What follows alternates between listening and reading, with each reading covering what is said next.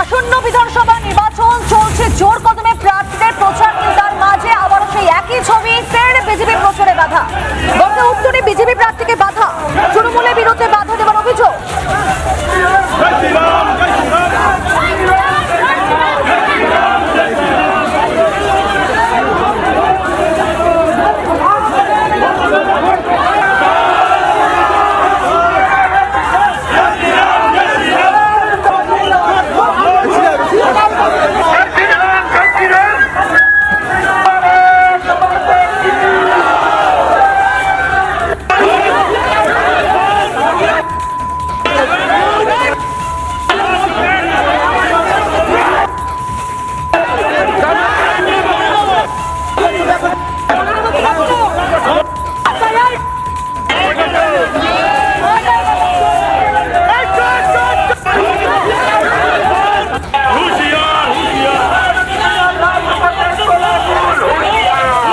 আন্দোলনের কাছে আমাদের বার্তা, আজকে আমরা ভারতীয় জনতা পার্টির তরফ থেকে প্রচারে এসেছিলাম।